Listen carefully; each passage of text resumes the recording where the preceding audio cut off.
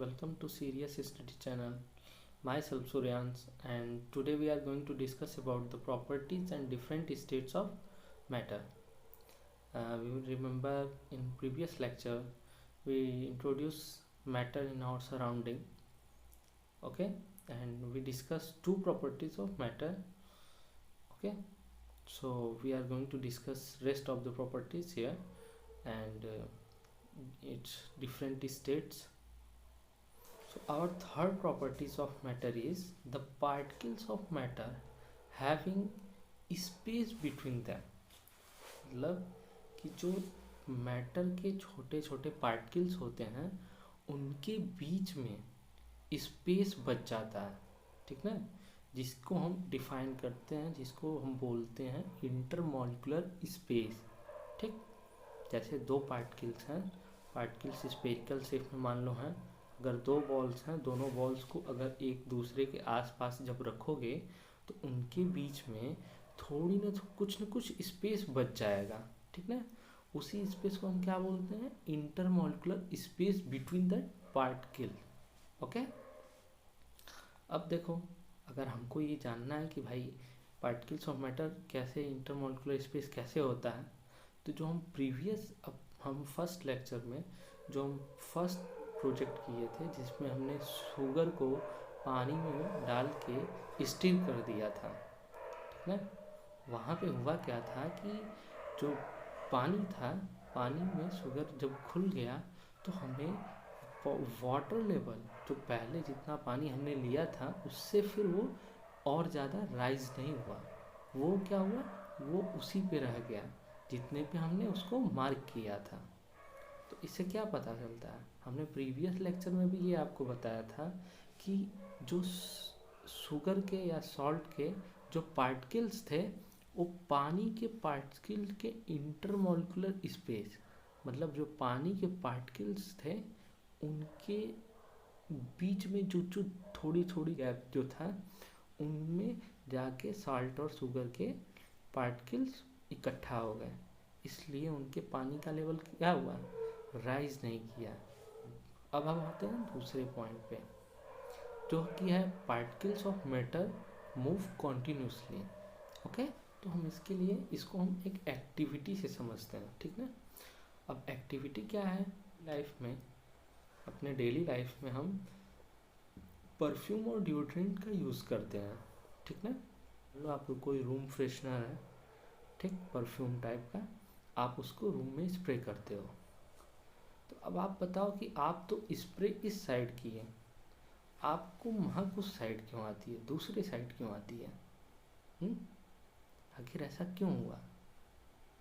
ऐसा इसलिए हुआ क्योंकि जो उनके पार्टिकल्स हैं वो मूव कर रहे हैं रैंडम डायरेक्शन में, ठीक है। गैस क्या होता है, गैस रैंडम डायरेक्शन में मूव करती है, और किसके थ्रू? अब उसमें एयर के थ्रू भी गैस मूव कर रही है, एयर भी गैस ही है, एयर में कई सारी गैसें होती हैं। तो वो क्या हो रहा है कि हम यहाँ पे परफ्यूम स्प्रे किए पर वो पूरे कमरे को महका रहा है, ठीक। तो इससे क्या पता चलता है कि particles of matter move continuously, okay. Now we are going to on next slide which is fifth properties of matter, that particles of matter experience intermolecular force of attraction. अब आपसे कहा जाए कि आपको हम एक चॉक दे दे रहे हैं, ठीक, और आपको हम एक पेपर दे दे रहे हैं, आपको एक आयरन नेल दे दे रहे हैं, ठीक, लोहे की कील और एक रबर बैंड दे दे रहे हैं। अब आपको हथौड़े से इन तीनों को, किसको किसको, आयरन नेल को, चॉक को और रबर बैंड को तोड़ना है, ठीक। अब आप उनको हथौड़े से मार मार के तोड़ो, देखो जब आप हथौड़े से चाक पे मारोगे तो जल्दी ब्रेक हो जाएगा, ठीक, और जब लोहे की कील पे मारोगे तो जल्दी ब्रेक होगा ही नहीं, आपको बहुत सारा एनर्जी वेस्ट करना पड़ेगा उसको एक लोहे की कील को तोड़ने के लिए, ठीक है।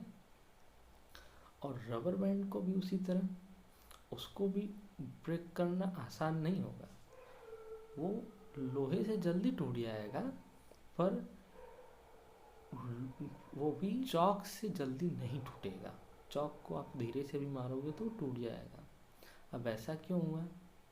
ऐसा इसलिए हुआ कि जो हम तीनों चीज़ें लिए थे, चौक, लोहे की कील और रबर जो लिए थे, तीनों में जो इंटरमोलिकुलर फोर्स है या इंटरमोलिकुलर फोर्स ऑफ एट्रैक्शन है पार्टिकल्स का, वो वेरी कर रहा था।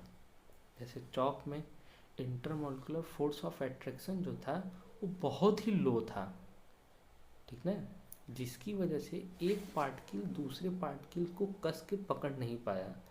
उसकी वजह से हमने उस पर जब मारा, हल्का सा ही मारा तो वो टूट गया।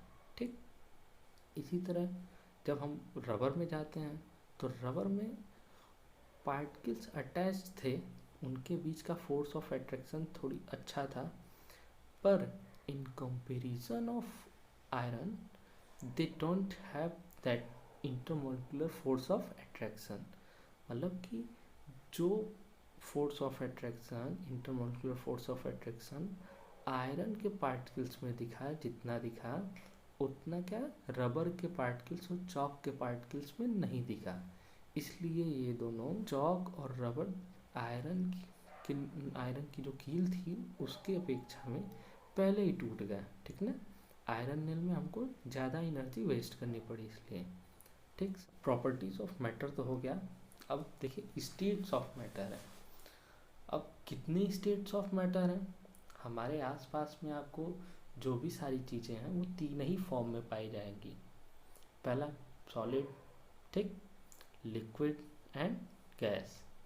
ठीक है, अब हम इनकी प्रॉपर्टीज़ के बारे में पढ़ते हैं और इनकी प्रॉपर्टीज़ का डिफरेंस समझते हैं। Difference between solid and liquid and gases. अब पहला पॉइंट देखिए, सॉलिड्स का क्या दिया है? Solids are rigid in comparison to liquid and gases. यहाँ रिजिड का मतलब कठोर होता है। ठीक ना, आप किसी भी, अभी हम लोहे की कील लिए थे, अगर हम उसको मारें, उसको बहुत मेहनत करेंगे, कठोर होती है। ठीक ना, ऐसा समझिए रिजिड का मतलब ये होता है कि अगर आप उस चीज़ से अपने सर पे मार लो तो आपको डॉक्टर को दिखाना पड़ेगा। ठीक ना, फिर लिक्विड, तो पहले देखिए पहला पॉइंट ये था सॉलिड का, कि solid are rigid in comparison to liquid and gases. तो सॉलिड्स जो होते हैं कुछ ज़्यादा ही कठोर होते हैं, किसके कंपैरिजन में? लिक्विड और गैस के। अब लिक्विड्स का पहला पॉइंट देख लेते हैं। The liquid is not so rigid. ठीक ना, लिक्विड से आप किसी को मार दो, चोट लगेगी थोड़ी मोड़ी, पर उसका सर नहीं फटेगा। ठीक ना, अब इसी तरह gases are also not rigid. अब गैस, अब आप चले जाओ हैं जहाँ आप टायर में अपने हवा भरते हो, आप चले जाओ साइकिल के टायर वाले के पास, कहो पंप दीजिए, अब अपने मुंह पे लगा के मारो, देखो आपका मुंह फट रहा है, आपका सर फट रहा है, आपकी कुछ हो रहा है। ठीक ना, तो नहीं होगा। तो सॉलिड्स जो होते हैं वो कठोर होते हैं, लिक्विड सॉलिड के कंपैरिजन में कठोर नहीं होते हैं, और गैसेस भी सॉलिड के कंपैरिजन में क्या होती हैं? कठोर नहीं होती हैं। अब सॉलिड्स का क्या होता है कि उनके साइज जो होती है, साइज और शेप जो होता है वो डेफिनिट होता है। ठीक, उनका डेफिनिट शेप एंड साइज होती है। उनकी जो शेप है, मतलब आकृति, वो क्या है? डेफिनिट है, वो निश्चित है, वो बदल नहीं सकती। मतलब ठीक, वॉल्यूम भी उनका फिक्स होता है। अब जैसे सॉलिड का कोई क्यूब है तो क्यूबिकल फॉर्म में ही रहेगा। ठीक, पर वहीं आप लिक्विड में चले जाओगे तो पानी है, पानी को आप ग्लास में रखोगे, ग्लास के शेप का हो जाएगा, कटोरे में रखोगे, कटोरे का शेप हो जाएगा। तो उनका क्या हो रहा है? वॉल्यूम चेंज हो जा रहा है। तो पानी का वॉल्यूम तो डेफिनिट है, ठीक, पर इनका जो शेप है ये क्या है? डेफिनिट नहीं है। आप लोहे को लो और आप उठा के उसको कहीं रख दो तो वो वैसा ही रहेगा, वो अपना शेप चेंज नहीं करेगा। ठीक है, लिक्विड का डेफिनेट शेप भी नहीं है और वॉल्यूम भी नहीं है। अब गैसेस में चलते हैं, तो गैसेस में जाके देखेंगे तो गैसेस के, आप गैस को, आप बॉल्यून है, बॉल्यून में भर दो गैस, ठीक, तो बॉल्यून की शेप का हो जाएगा, समझ रहे हो। उनका पहले तो शेप ही नहीं, आप उसको बॉल्यून में भरे तो बलून का शेप हो गया, टायर में भरे तो टायर का शेप हो गया, तो उनका तो शेप निश्चित ही नहीं है, ठीक। और वॉल्यूम जो है, वॉल्यूम उनका डेफिनिट है, उनकी वॉल्यूम निश्चित है, ठीक ना। सॉलिड पार्टिकल्स के बीच में काइनेटिक एनर्जी बहुत कम होती है। क्यों? काइनेटिक एनर्जी आप सोचो कैसे कम होती है। यहाँ दो ही कॉन्सेप्ट है, देखिए, एक इंटरमोलिकुलर फोर्स, ठीक। आप इंटरमोलिकुलर फोर्स बहुत कुछ कर सकते हो, जैसे देखो सॉलिड के दो पार्टिकल्स हैं, ठीक ना, वो इतने क्लोज्ड पैक होंगे कि वो मूव नहीं कर सकते, ज़्यादा उनके बीच का मूवमेंट नहीं होगा, क्योंकि उनके बीच का इंटरमोलिकुलर फोर्स ऑफ अट्रैक्शन ज़्यादा है। तो जब मूव नहीं करेंगे तो काइनेटिक एनर्जी क्या होगी? कम होगी, क्योंकि kinetic energy is equal to half mv² होता है। अगर काइनेटिक एनर्जी बढ़ेगी, कब बढ़ेगी? जब वॉल्यूम का जो वेलोसिटी का जो स्क्वायर है वो बढ़ेगा। और यहाँ क्या हो रहा है कि उनके बीच का जो, वो क्या कर रहे हैं, वो अपनी पोजीशन पे वाइब्रेट कर सकते हैं पर इधर उधर ज़्यादा भग नहीं सकते, समझे, क्योंकि सॉलिड में इंटरमोलिकुलर फोर्स ऑफ अट्रैक्शन ज़्यादा होता है। और लिक्विड में इसी तरह होता है कि लिक्विड के पार्टिकल फ्लो करते हैं, ठीक ना, लिक्विड के पार्टिकल थोड़ी लेस होते हैं, लेस, उनके बीच का इंटरमोलिकुलर फोर्स ऑफ अट्रैक्शन थोड़ी कम होता है, समझे। तो इनके में मतलब दोनों के, सॉलिड के और गैस के बीच का होता है काइनेटिक एनर्जी। और गैस में जो होता है, गैस के पार्टिकल्स जो होते हैं उनकी काइनेटिक एनर्जी बहुत ज़्यादा हाई होती है। अभी हम परफ्यूम का एग्जांपल दिए ना, यहाँ पे उसको हम चलाए, वो पूरे रूम में हमारे चक्कर मारा है, मतलब उसके पार्टिकल्स रूम के हर कोने में जाके चक्कर मारा है। बताओ, उनको जितना बड़ा स्पेस दोगे वो उतने बड़े में जाके चक्कर मार आएंगे। तो उनकी काइनेटिक एनर्जी क्या होती है? ज़्यादा होती है। अब सॉलिड क्या होता है कि सॉलिड को हम दबा नहीं सकते। आप कुछ भी सॉलिड चीज़ ले लो, मान लो यही मेरे पास स्केल है, अब स्केल को दबाना हो, इसको कंप्रेस करना हो, इसको, स्केल नहीं, हम कुछ और ले लेते हैं, कुछ भी ले लेते हैं, जैसे ये मेरा रियलमी का बर्ड है, हम इसको दबाते हैं, ठीक ना, इसको दबाते हैं तो ये नहीं कंप्रेस होता है, ठीक है, क्योंकि ये सॉलिड चीज़ है। होगा कंप्रेस पर जल्दी नहीं होगा, क्योंकि ये क्या होते हैं? रिजिड होते हैं, पैक्ड होते हैं। इनके पार्टिकल्स जो होते हैं, इंटरमोलिकुलर स्पेस ऑफ अट्रैक्शन ज़्यादा होता है, और इनके बीच का इंटरमोलिकुलर स्पेस कम होता है। इनके पार्टिकल्स के बीच के इंटरमोलिकुलर स्पेस क्या होता है? कम होता है, इसलिए ये जल्दी कंप्रेसिबल नहीं है। वहीं लिक्विड है, लिक्विड को हम इजली कंप्रेस कर सकते हैं, और गैस को भी हम इजली कंप्रेस कर सकते हैं। अब देखो सॉलिड का और फिफ्थ प्रॉपर्टी देखते हैं कि their molecules are held rightly by strong nuclear force. अब पूछो कि न्यूक्लियर फोर्स क्या होता है, अरे ये कहाँ से आया? तो हर जो चीज़ बनी है, मैटर अभी हम लोग मैटर के बाद जब पढ़ेंगे हायर क्लासेस में, तो वहाँ पे आएगा कि जो भी चीज़ें बनी हैं वो दूसरे, मतलब उसमें जैसे प्रोटॉन है, न्यूट्रॉन है, उनका जो न्यूक्लियस होता है, उनके बीच का जो फोर्स होता है, इलेक्ट्रॉन्स जो होते हैं, तो उनके बीच का फोर्स को ही हम बोल रहे हैं न्यूक्लियर फोर्स, ठीक ना। अब कोई और फोर्स मत समझ लेना, वही होता है। अब देखो सॉलिड में न्यूक्लियस बहुत पास पास होगा, क्यों? क्योंकि इंटरमोलिकुलर फोर्स ऑफ अट्रैक्शन ज़्यादा होगा, इंटरमोलिकुलर स्पेस कम होगा। जब वो पास पास रहेंगे तो उन पे फोर्स ज़्यादा लगेगा, दूर दूर रहते हैं तो कम लगेगा। तो पानी में मॉलिक्यूल मॉडरेट दूरी पर रहते हैं, इसलिए उनमें थोड़ी सा फोर्स रहता है, पर सॉलिड से कम और गैस से ज़्यादा, ठीक। और वहीं गैस में क्या होता है? गैस के पार्टिकल एक यहाँ घूम रहा है आवारा की तरह, तो दूसरा उधर घूम रहा है आवारा की तरह, ठीक है। तो उनके बीच का जो इंटरमोलिकुलर फोर्स ऑफ अट्रैक्शन है वो बहुत कम होगा। ठीक। अब देखिए, solids are present in a very dense form. बताया ना कि सॉलिड में क्या हुआ, उनके पार्टिकल एकदम दब के बैठे हुए हैं। ठीक। उनको उनके बीच का इंटरमोलिकुलर स्पेस कम है, पार्टिकल्स एकदम एकदम सटे हुए हैं और वो भी बहुत तेज़ी से पकड़े हुए हैं। तो यही चीज़ बोला जा रहा है कि वो बहुत डेंस होते हैं। ठीक है।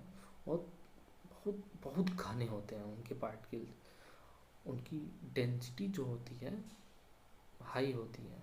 फिर पानी की देखा जाए तो पानी के पार्टिकल्स में डेंसिटी मॉडरेट होगी, क्योंकि उनके पार्टिकल्स मॉडरेट दूरी पे होते हैं और उनके बीच का इंटरमोलिकुलर स्पेस मॉडरेट होता है। ठीक। में ज़्यादा होता है। और गैस में क्या होता है कि इनकी डेंसिटी बहुत कम होती है। क्यों? क्योंकि अगर एक मॉलिक्यूल वहाँ घूम रहा है तो दूसरा मॉलिक्यूल उधर घूम रहा है, मतलब कि दोनों पार्टिकल्स एक दूसरे से काफ़ी दूर, उनको जितना स्पेस मिलता है उतना ट्रेवल कर लेते हैं। सॉलिड में इंटरमोलिकुलर फोर्स ऑफ अट्रैक्शन ज़्यादा है, तो उसके पार्टिकल्स फ्री नहीं हैं, तो इसलिए वो क्या करेंगे, फ्लो नहीं कर सकते। और वहीं लिक्विड में क्या है कि वहाँ पे इंटरमोलिकुलर फोर्स ऑफ अट्रैक्शन कम है, इसलिए उसके पार्टिकल्स क्या करेंगे, ईजिली फ्लो कर सकते हैं। और वहीं गैस में क्या होगा, गैस में तो उनके पार्टिकल्स खूब दूरी दूरी पे घूम रहे हैं, तो फ्लो वही करेंगे और इवोपोरेट भी जल्दी कर जाते हैं। ठीक ना। ये हम इवोपोरेशन वाला बाद में देखेंगे आगे के लेक्चर्स में। ठीक। और हम डिफ्यूज़न की बात करेंगे अभी। डिफ्यूज़न की बात शायद हम पीछे पीछे कर चुके थे। जैसे अगर आप रूम में हैं, रूम में परफ्यूम वाला जो एग्जांपल दिया था मैंने, उसमें परफ्यूम और एयर का क्या हो जा रहा है, मिक्स हो जा रहा है। तो दो मैटर के पार्टिकल्स एक दूसरे में जब मिक्स हो जाए तो उसी प्रोसेस को हम क्या बोलते हैं, डिफ्यूज़न बोलते हैं। ठीक ना। तो अब बताओ, आप दो सॉलिड रखे हो, मान लो ये सॉलिड है, ये दोनों सॉलिड है। ठीक है। अब हम इनको ऐसे मिला रहे हैं, क्या है, मिल रहा है, इनके पार्टिकल्स मिलेंगे कभी जल्दी नहीं मिलेंगे, तो इनका डिफ्यूज़न रेट क्या होगा, वेरी लो होगा। पानी है, पानी में नील डाल दो जो कपड़े में लगाते हैं, तो क्या हो जाता है, कुछ हद तक वो मिल जाता है। और वहीं गैस में क्या है, गैस में इन्वायरमेंट में इतनी सारी गैसेज हैं, एयर के ही अंदर कितनी सारी गैसेज हैं बताओ। तो कुछ अपना अलग रिएक्शन करके कोई दूसरी गैस बन जाती है, कोई कंपाउंड बन जाता है। ठीक ना। तो उनका डिफ्यूज़न रेट क्या है, बहुत ज़्यादा होता है। जैसे परफ्यूम हम बोले ना, परफ्यूम हम इस कोने मतलब अपने एक कॉर्नर में छिड़के, पर वो दूसरे कॉर्नर में आपको सूंघ सकते हैं आप उसको। ठीक। आप अगरबत्ती जलाओ एक कॉर्नर में, एक रूम को पूरा अच्छी तरीके से महका सकता है। ठीक है। तो ये चीज़ें हैं। सॉलिड क्या होते हैं, रिजिड होते हैं। लिक्विड क्या होते हैं, वो सॉलिड और गैस के बीच में, मतलब वो ज़्यादा रिजिड नहीं होते हैं। पहले तो मोटा मोटी ये समझ लीजिए कि सॉलिड में इंटरमोलिकुलर स्पेस कम होता है, सॉलिड में इंटरमोलिकुलर फोर्स ऑफ अट्रैक्शन क्या होता है, ज़्यादा होता है। और वहीं लिक्विड में क्या होता है कि सॉलिड के कंपैरिजन में इंटरमोलिकुलर फोर्स ऑफ अट्रैक्शन कम होता है और इंटरमोलिकुलर स्पेस ज़्यादा होता है। और गैस के कंपैरिजन में लिक्विड के इंटरमोलिकुलर फोर्स ऑफ अट्रैक्शन जो होता है वो ज़्यादा होता है। मतलब कि आप ऐसे समझो कि सॉलिड का अगर ज़्यादा है तो लिक्विड का मॉडरेट है, और गैस का मतलब गैस में तो इंटरमोलिकुलर फोर्स ऑफ अट्रैक्शन बहुत कम होता है और स्पेस बहुत ज़्यादा होता है, वो आवारा की तरह घूमते रहते हैं। तो इसी दो प्रॉपर्टीज़ के बेसिस पे एक चार्ट पूरा है। अगर आपको इसमें अभी फिर से प्रॉब्लम होती है तो आप फिर से एक बार वीडियो रिवाइंड करके देख सकते हो। ठीक है। ये उनकी प्रॉपर्टीज़ थी। और अगर आपको नहीं समझ में आया तो आप नीचे नेक्स्ट स्लाइड में देख सकते हो कि रिजिड मीन्स हार्ड और ये भी दिया है कि अगर आप उसको सर पे मारोगे तो आपको फिर डॉक्टर को देखना पड़ेगा। कंप्रेस्ड, कंप्रेस मीन्स कि आप उसको दबाओ और वो कम स्पेस ऑक्यूपाई करे फिर, ठीक ना। अब जैसे कैन का बॉटल है, कैन का बॉटल दबा दो पिचक जाएगा, कम स्पेस ऑक्यूपाई किया, समझे।